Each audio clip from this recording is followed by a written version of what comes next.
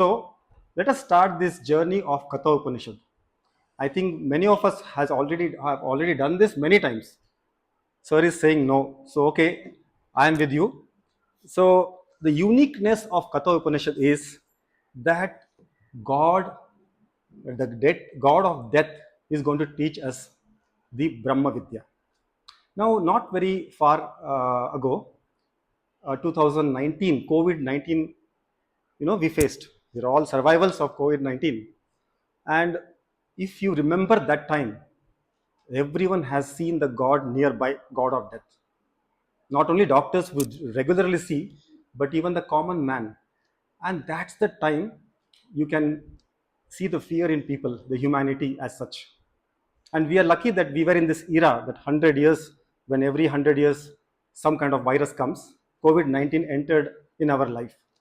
So I just want to take you that time of your life when you are very near to the fear of God.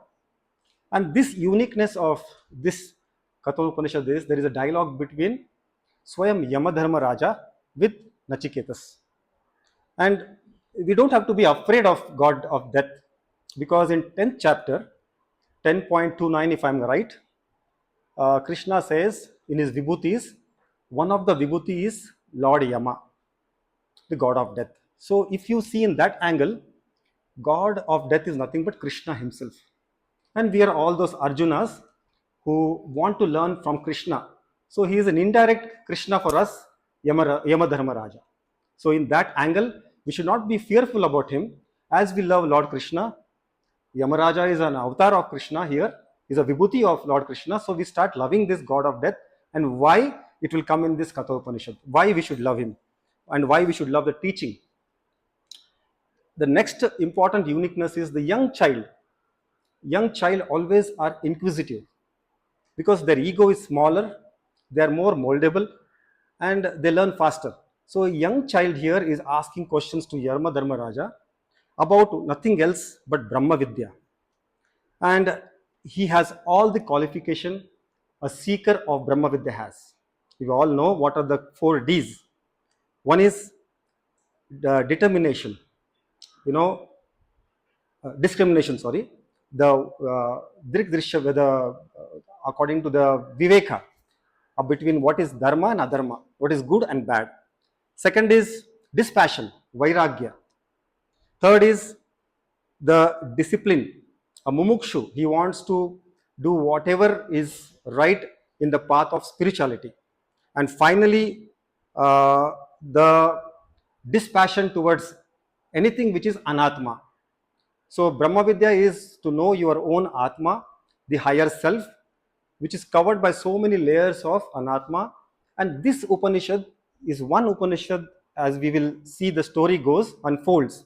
It unfolds the Atma by removing the covering of Anatma. This is the uniqueness of this Upanishad. So we should be like that seeker Nachiketas, who is for Yamara Dharma Raja. So we want to seek the Brahma Vidya, and that's why we are learning this Kathopanishad. Uh, Especially one more important thing which this Upanishad brings about is the Ratha Kalpana. Ratha Kalpana is an example where if we want to follow the spiritual path, which is a straight dharmic path, then our 5 sense organs, like the 5 horses, should be completely under control of the intellect through the mind, the reins. Intellect here is the higher self, and only then the body or the chariot will march in the correct direction. So let us start with this Upanishad, and this Upanishad has a unique mantra, Shanti Pata, which is sung in the beginning of any Upanishad. We all know this is from the uh, Yajurveda, the Krishna Paksha Yajurveda, where Shanti Pata, as I will now chant, or if I may ask Panaga to chant the Shanti Pata, I will explain it.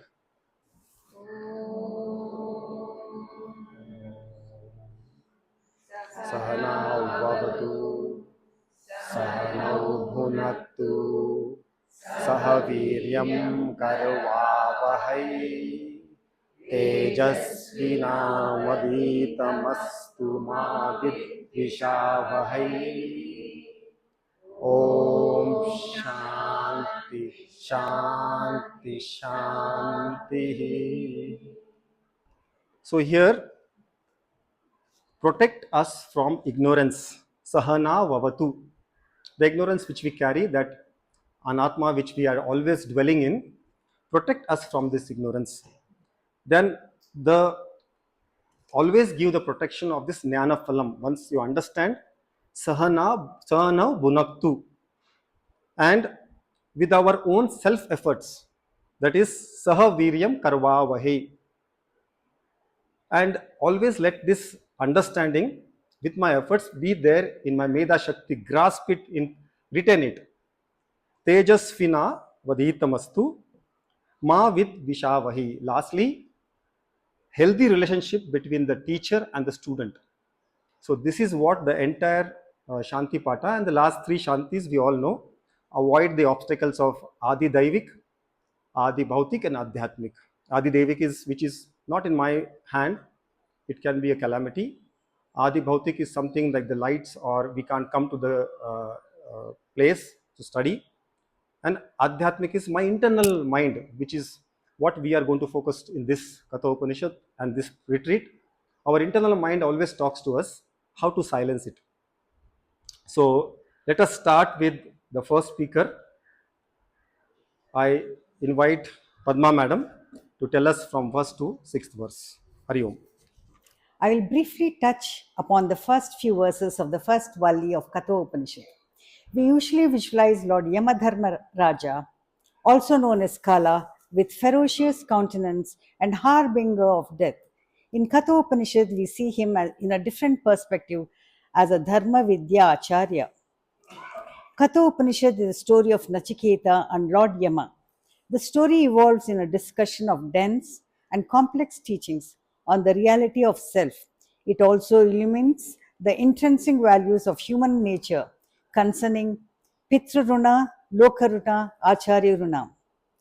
Like Pannaga earlier said, in the universal scheme of things, it is said that nothing happens by chance. Here, the whole cosmos seems to be conspiring to get Lord Yama as an acharya to the young 9-year-old Nachiketa. In mantra 1 and 2, the story begins with Nachiketa's father, Vajashrava, performing Vishwajit Yagna, a religious Vedic ritual performed to get a place in heaven.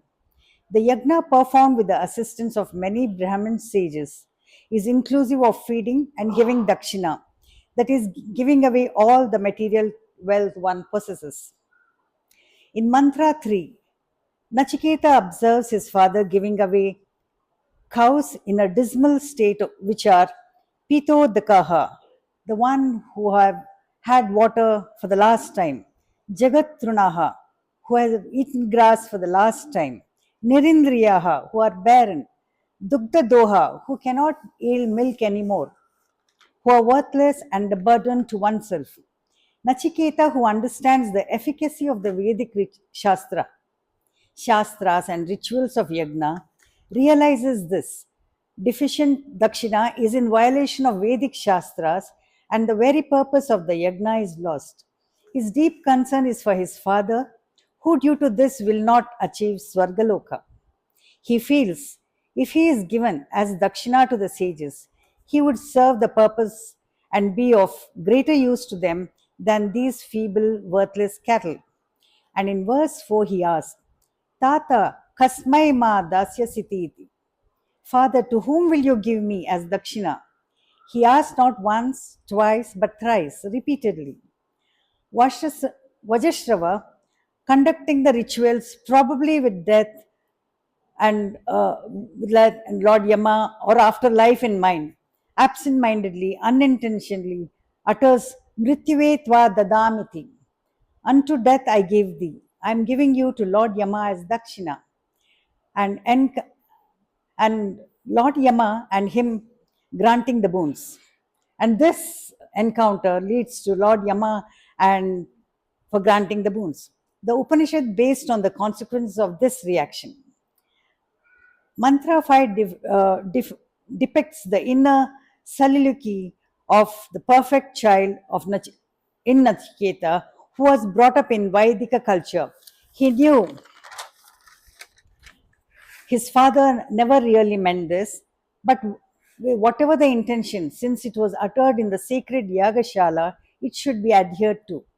His father, full of remorse, dissuades him from going to Yama Loka. In Mantra 6, Nachiketa dumbfounded his father with the eternal truth. He says, Anupaksha yatha purve, pratipaksha tatha pare. He reminds his father that their ancestors before them led a moral, ethical, and dharmic life, discriminating between dharma and adharma and following a righteous path. And so we should pay heed to our deeds because our karmas are due to our deeds concerning our kaika, vachika, and manasika, that is, the deeds performed through body, speech, and mind. That this Manushya Janma is short and fleeting, like sasyameva mrityaha pachyate sasyameva nachyate punaha. Like the corn sprouts, grows, blossoms, and yields fruits and seeds for the next generation, we mortals too are born again and again because of our prarabdha, and we have to redemptively lead our life. After convincing and seeking his father's blessings, Nachiketa proceeds to Yamaloka. On reaching Lord Yama's abode, he finds him away. He awaits his return for 3 days and 3 nights without food and water. Lord Yama, on his return, finding a Atiti, a young Brahmin boy, at his door without having taken food and water, and not being taken care of as he should have been, he was disturbed and apologetic. In our culture, Atithi Deva Bhava, a guest is akin to God. Lord Yama, realizing the intention of this boy's presence, with compassion and as is his dharma, offers him 3 boons, corresponding to each day of his waiting. Thank you, Hariom. So, after the sixth verse, in the seventh, now we start with the understanding how Atiti Deva Bhava is important for us. So, because he was there, Nachiketas was there for 3 days, 3 nights, and when Yamadharma Raja has gone for his duties, when he comes back, he sees a Brahman Putra who is standing in front of his door, waiting patiently for him. And then he is overwhelmed. Also, he is worried that whatever the sins of omission which might happen because he has not taken care of this Brahman Putra. That time Brahmanas were so revered that whenever they come, it's like God. Atiti Deva Bhava means any person coming to you is a God himself. But Brahmana, because of their special qualities of Brahma Vidya which they propagate, such Putra who has come here in 3 days, so he is overwhelmed and also fearful that whatever good he has done over the so many years, he should not lose that punyam. For that, he gives him 3 boons. And the first boon is in the 10th verse. He says, whatever boon you want, you say. For that, after a thoughtful wait, Nachiketa says, I want the first boon that when I go back, see how clever he is. He already is saying, when you leave me back, so he is not going to get engulfed with the death. So he says, when I go back to my father, you should make him feel happy, less anxious, and he should accept me as I am his son. And in 11th verse, he says, granted you the boon. The first boon is granted. Then second boon, he is asking not for only his father, that is Prithru Runa is over, he is asking for Loka Runa. He asks, how do we go to Swarga Loka? What is because he knows the door to heaven is through Yamadharma Raja, because he knows the way to go to heaven. Because in heaven, there is no disease, no aging, nothing. You are always 16 years old, healthy, and you enjoy the pleasures of this body, mind. So he asked, how do I go to heaven? Swargaloka. That ritual you please let me know. And then in 13th, 14th, 15th, he teaches the rituals. That is Agni, Nachiketas Agni, he names it because he sees when he teaches, when a teacher is happy that when a student exactly captures what he wants to tell. Nachiketas was such good student. He learns whatever is taught to him as it is, and when he recites back, he is very happy. He gives this hidden fourth boon that I will name this Agni as Nachiketas Agni. And 17th, 18th, 19th is said that this the way to Swarga is by chanting or by doing these rituals, the Agni, Nachiketas Agni 3 times. If someone practices this correctly, you get the boon, or you get the Swarga Loka. Now uh, this is all about Anatma only, because the third boon which will start now, it is about Atma. So this is also mentioned as Karma Kanda, Veda Purva Bhaga. I'm just taking a liberty too, because I have some time, that Karma Kanda is all what we should do before coming to Jnana Kanda. So we all should know all the rituals, the Pitru Yajna, the Manushya Yajna, the Pancha Mahayajna, every day we should follow. And then only we should come to Jnana Yajna. But because of our so much years of studies, intellectual quotient, we are lacking in emotional quotient, which we can gather by still doing Pancha Mahayajna. And Swarga Loka is a far-fetched dream for all of us. There are so many important things which every day we have to do. For the newcomers who are very early, they can understand that this is only Karma Kanda. So first 2 boons are Karma Kanda. The third boon starts with Jnana Kanda, where everything will be unraveled and Atma will be discovered. And that is very well from the next Valli. And after this, I invite Indumati, right, for the 20th verse. Welcome, ma'am. Shri Gurubhyo Namaha. This is the 20th verse where Nachiketa is asking for his third boon from Lord Yamadharmaraja. Yeyam prete vichikitsa manushye asti tyeke nayamasti chaike. Yetad vidya manushishtastvayaham varanamesha varastrutiyaha. We are now aware that the previous mantra concluded with the second boon, where Lord Yama says he has fulfilled the second boon by teaching him the Agni ritual completely as requested. This ritual is the means to attain the heaven, will be known by Nachiketas, name Nachiketagni. The next slide tells us now Lord Yama asks him to choose the third boon. Ya imam vichikitsa. Here is a doubt. Manushye, regarding a man, prete, who is dead, eke, some people say, iti ayam asti, that he exists after death. Cha eke, and some others say, iti na asti, that he does not exist after death. Anushishtastaha stvaya, instructed by you, I would like to understand etat, this, varanam, among the boons, eshaha tritiyaha varaha. This is the third boon. Nachiketas is now asking for the third boon. Next slide.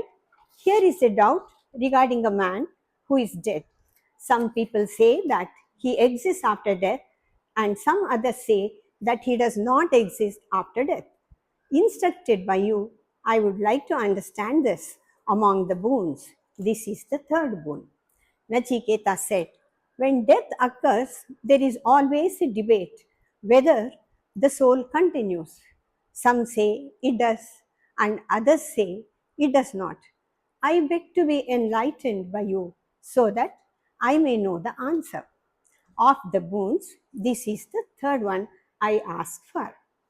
The second boon was strictly related to Veda Purva. In the next slide, we see here, through the third boon, Nachiketa is asking for Gnana. We are now transitioning from Karma Kanda to Gnana Kanda. This is an important mantra. The entire Kathopanishad is an answer to the third boon. Nachiketa expresses his doubt with regards to the dead. In short, what happens after death? Some say that the individual survives after death.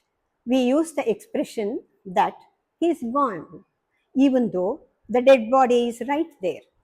We seem to believe that there is a surviving principle other than the dead body. The surviving principle is, as we see in the next slide, is very mysterious. People call it Atma, Jiva, soul, etc. There are some who do not believe in surviving souls. They consider the death of the body is the death of the individuals. They are Nastikas. In the next slide, we see that we are not able to resolve this confusion because the surviving Atma is not available for our knowledge. Since it is not perceptible, it remains outside the scope of scientific investigation. That is, Apaurusheya Purusha, Apaurusheya Vishaya. We cannot say that anything that is not perceptible is not existent at all. As per the Shastras, Atma is invisibly existent. The Sukshma Sharira, along with the Karana Sharira, travels and acquires another body. But Atma itself does not travel. Nachiketa's question raises a host of issues, all eventually leading to what is crucial in Vedanta, namely, what is self knowledge, what is it that can be attained, and what are its benefits? Before Yama answers these questions, however, he tests Nachiketa. He offers him all kinds of pleasurable things, but Nachiketa spurns them. The only thing he wants is self knowledge. Yamadharmaraja is impressed and finally bestows on him the knowledge he is seeking. In the last slide, in conclusion, the path of self knowledge is sharp like a razor's edge. Only the strongest, the bravest, and the most determined dare tread this path. But whatever the hazards, the reward is more precious than anything the world or the world beyond can offer. It is absolute freedom, it is absolute peace, and absolute happiness. Hari Om. Thank you. Thank you very much, Indu ma'am, for that very detailed and comprehensive explanation. So we understand from Indu ma'am's explanation that the first two boons are solely dedicated to his. The first boon is for his father. The second boon is for all those who wish to attain Swarga. So Nachiketas demonstrates that he doesn't want Swarga at all. That is, he is a Tivra Mumukshu. He has placed spiritual growth as the highest priority of his life. And that is the takeaway for all of us here, that we must place spiritual growth and Vedantic studies at a higher pedestal than all our material goals that we have in plenty.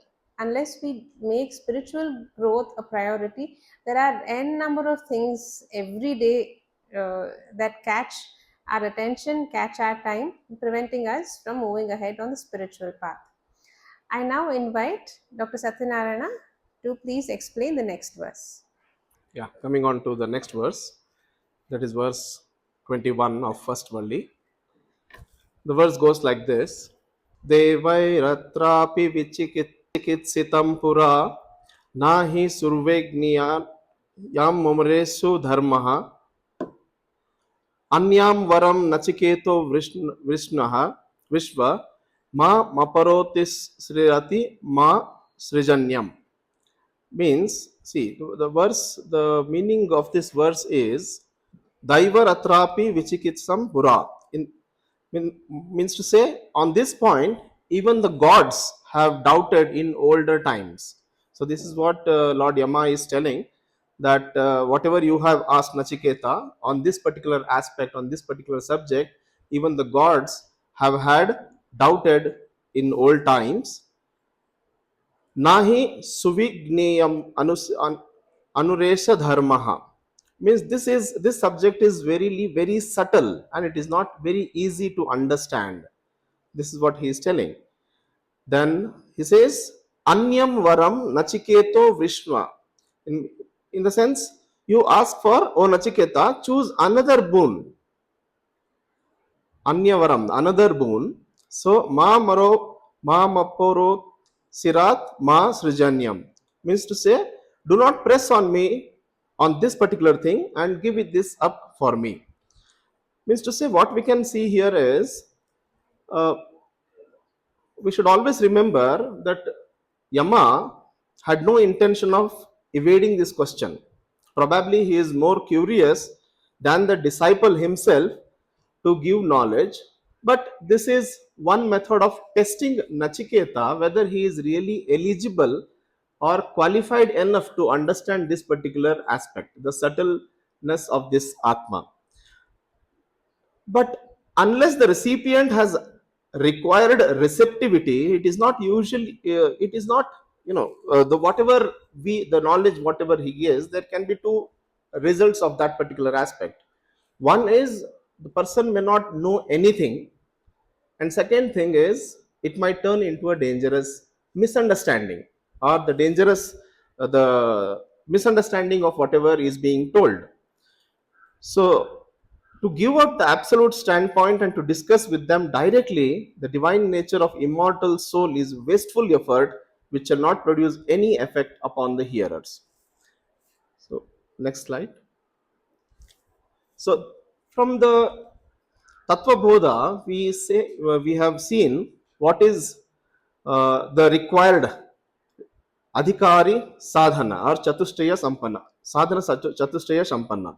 So the four qualities what has been discussed so far. The first one is discrimination. Means to say Viveka, the difference between eternal and non-eternal, between the spiritual reality and the mundane reality. This is the first requirement. We should have discrimination or the differences, the knowledge of difference. Then second thing is Vairagya. Vairagya is dispassion, and this is a natural sequence of Viveka. So dispassion not towards Brahman but towards the world. Dispassion that all the material things in the world do not provide me the lasting satisfaction.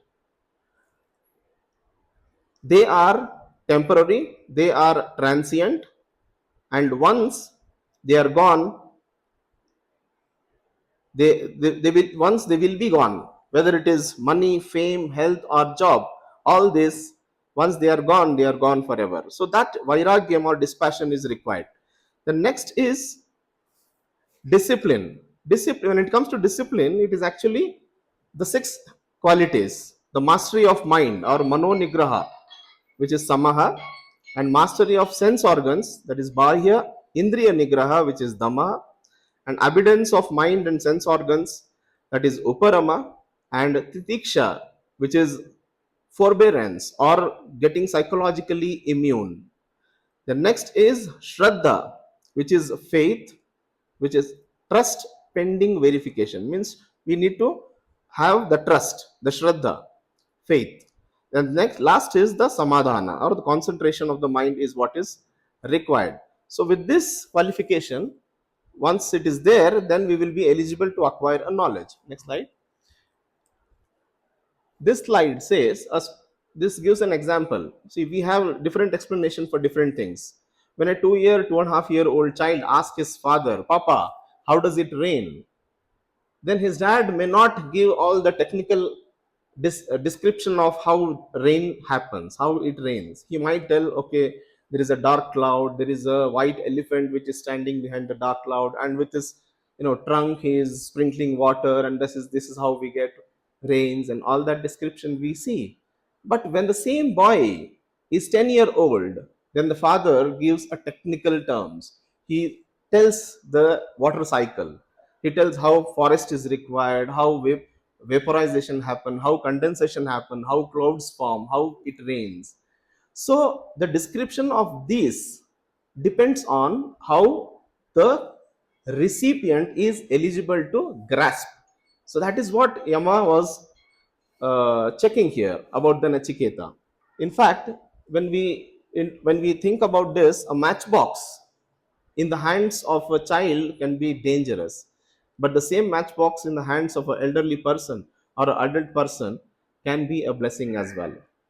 So same thing in two different hands, in two different results. This is what it is. So that is what Nachiketa is uh, uh, being tested by the Guru Yama, whether he is uh, knowledge, whether he is able to receive this particular knowledge. Thank you.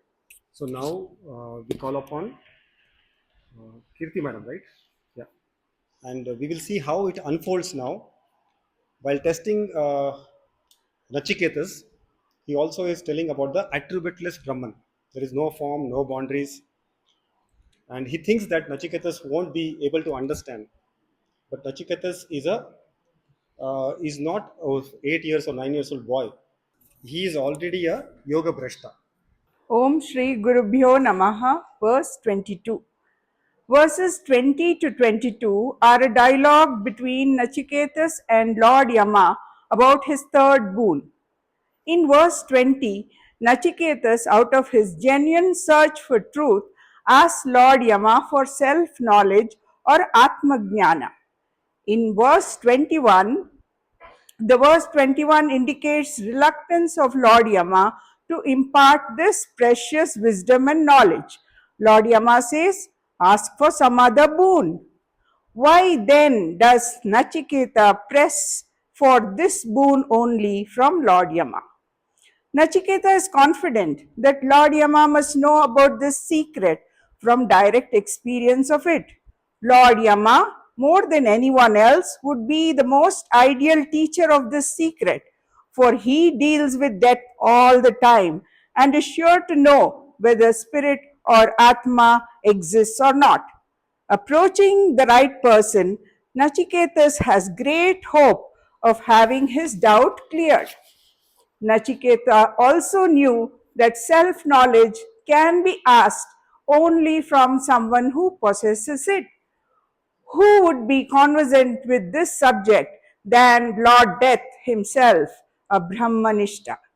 Nachiketa also knew the importance of obtaining Guru's grace and Guru's realization. Knowledge is only given when Guru is satisfied if his disciple is fit to receive it. The disciple must be an adhikari and a sadhana chatushtaya sampannaha. Nachiketa had so far pleased Yama in every respect. In verse 22, and all the more determined Nachiketas brilliantly replies to Lord Yama. He uses the same reason that Lord Yama used to discourage him, as the one to pursue Atmagnana as the only worthy boon. The reason for discouragement becomes encouragement. The verse is देवैरात्रपि विचिकित्सितं किला त्वां च मृत्यो यानसुज्ञेयमत्था वक्तचस्य त्वादृक् अन्यो न लभ्यो नान्यो वरस्तुल्य एतस्य कश्चित्. Word meaning: Atra Deva. With regard to this thing, doubt was entertained even by gods. Cha mrityu, and O death. Yat tvam atha, since you say, na sugneyam, is not truly comprehended, this thing being unknowable even to the learned. Vakta cha asya, as an instructor of this principle, anyaha, anyone else who is a learned man, twadruk, like you, are not to be had even by searching. But this boon is the means of attainment of the highest goal. Hence, na anya varaha, there is no other boon, kaschit, whatsoever, which is etasya tulyaha, comparable to this one, since all others bear impermanent fruits. Translation is, indeed, on this matter, even the gods' doubts have been entertained. You also say, O death, that this principle is not truly comprehended with ease, but a teacher like you who can explain this, another such teacher I shall never find. No other boon equal to this can be there for me to choose. Nachiketas is so sincere as to not to be put off by Lord Yama's deterrence. He stubbornly sticks to his boon. As described in the book, Leap into the Beyond, Nachiketa's thoughts and words, paraphrased, would be like, if the gods could not understand it, it is more reason why I would want to have this knowledge. If it is so difficult to comprehend, it must be something very special indeed. If this is the knowledge that bestows liberation, it implies that other knowledge asked for earlier will only give me some temporary pleasure but not liberation. So, would you not like me to choose this knowledge instead of other? I have the advantage of having a teacher like you. I have come all the way to you from earth. After such an effort, how can I waste such a golden opportunity to obtain this precious knowledge? Therefore, this is the only boon worth having. Thank you. Hari Om. Thank you very much, Kirti ma'am, for that comprehensive explanation. And this verse, madam's explanation shows the greatness of Vedanta actually. It is completely logic based. There is no scope for mysticism, speculation, miracles, and all those things where it is difficult to explain or difficult to make anyone believe. Second is it shows that Nachiketas is the best student to have. He has a sharp and focused intellect. He knows what he is asking for, and he gives so many reasons as to why he is asking for this third boon of self knowledge. That is, he is asking for the secret of immortality from the Lord of Death himself. Thirdly, it shows that Yama is such a thorough teacher. He first assesses the level of Nachiketas. He wants to know whether Nachiketas is ready to receive the teaching or not, and how much is he able to absorb the whole thing. And we also see that Nachiketas declines all worldly boons, showing again that he has Viveka, Vairagya, and Tibra Mumukshutvam. Swami Paramarthananda ji says these verses are a self Vairagya examination. It is a question we have to ask ourselves. How many of our own material possessions, family, friends, profession, how much, and first of all, if anything, and if there is anything, how much of it are we able to or are we willing to give up for the sake of Vedantic progress? I now invite our final speaker of today, Srimati Apeksha, to explain the next verse. Hari Om. So, this verse is a very short and a sweet verse, and I'm thankful that this verse came to me. In this, Nachiketa actually goes on to show even more intellectual maturity at such a young age. We'll just read the meaning of the verse, which says, "Man cannot be satisfied with wealth. Since I've seen you, I shall get wealth. As long as you rule, I shall live. That boon alone is to be chosen by me indeed." So this verse looks very short and sweet, but the essence of this verse is just one line. Next slide, and that is on the top of the slide.